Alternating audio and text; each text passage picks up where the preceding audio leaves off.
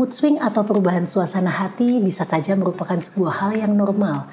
Akan tetapi ini juga bisa menjadi sebuah tanda dari gangguan jiwa yang lebih serius.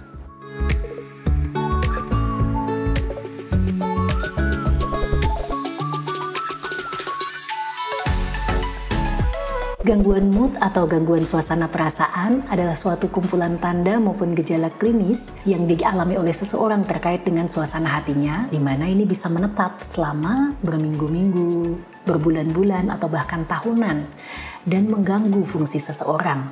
Dan ini biasanya memiliki kecenderungan untuk kambuh atau berulang.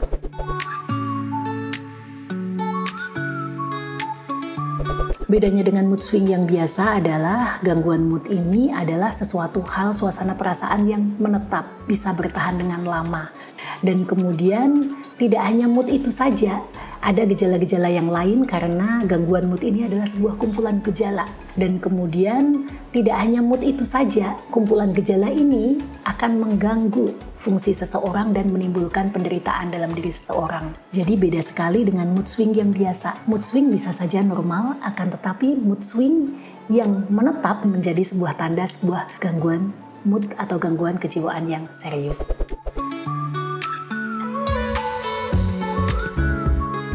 Jadi gejala dari gangguan mood ini bisa saja mood yang meningkat, yaitu perasaan senang, bahagia, dan semangat sekali yang itu bisa menetap selama beberapa hari bahkan lebih dari 1 minggu. Dan ini menyebabkan akan meningkat aktivitasnya karena energinya meningkat ya. Peningkatan energi dan peningkatan aktivitas ini akan menyebabkan seseorang tidak pernah lelah. Selain itu disertai dengan perasaan bangga terhadap dirinya sendiri. Perasaan bangga dan aktivitas yang meningkat ini akan mengganggu relasinya dengan orang lain. Disertai dengan bicaranya cepat sekali, ide-idenya banyak. Karena bicaranya cepat dan idenya banyak itu kadang-kadang orang sulit memahaminya dan juga dia mudah terdistrak atau mudah teralihkan. Itu ya rata-rata kalau moodnya meningkat. Sedangkan mood yang menurun atau mood yang sedih, gejalanya bisa adanya suasana hati yang sedih atau murung. Yang ini bisa berlangsung hampir sepanjang hari dan setiap hari, dan ini bisa berlangsung menetap selama beberapa minggu.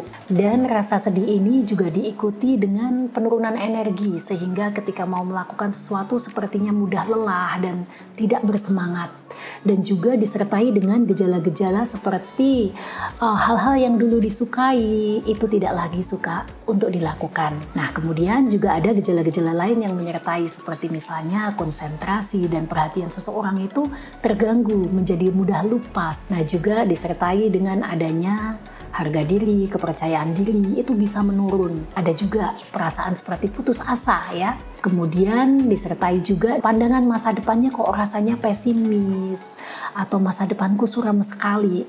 Dan karena putus asanya ini bisa diikuti dengan tindakan-tindakan yang membahayakan dirinya seperti melakukan percobaan bunuh diri. Kemudian pada gangguan mood yang menurun ini juga disertai dengan gangguan makan. Dia bisa makan banyak sekali atau bahkan nafsu makannya menurun, dan juga gangguan tidur. Dan pada gangguan jiwa yang berat, peningkatan mood ini atau menurunnya mood ini bisa disertai dengan adanya halusinasi ataupun delusi atau waham.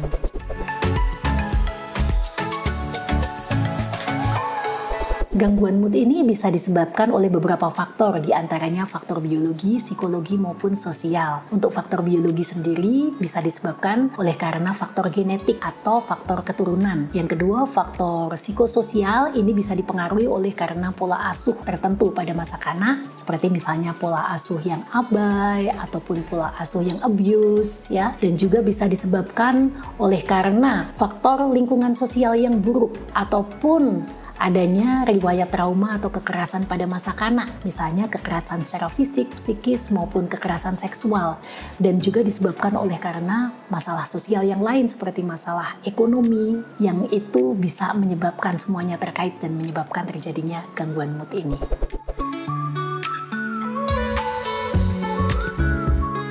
Kita juga bisa mulai berkonsultasi jika kita tidak bisa mengontrol suasana hati kita dan itu dikeluhkan oleh orang-orang di sekitar kita. Jadi jangan malu ataupun takut berkonsultasi dengan psikiater, karena psikiater itu tidak hanya menangani gangguan kejiwaan yang berat, Akan tapi psikiater juga menangani masalah-masalah yang terkait dengan mental maupun emosional dan juga terkait dengan mood. Oleh karena kesehatan jiwa itu sangat penting. Jika jiwa kita sehat, maka kita akan bisa memiliki kualitas hidup yang baik, bisa mengatasi tekanan ataupun stresor, kita juga akan bisa lebih produktif dan kita akan bisa berkontribusi terhadap lingkungan kita. Jadi sudah tahu ya bedanya antara mood swing biasa dan gangguan mood. Semoga penjelasan ini berguna bagi sobatku semua. Saya Dr. Indah, sampai jumpa di Tanya Dokter selanjutnya dan salam teduh untuk sembuh.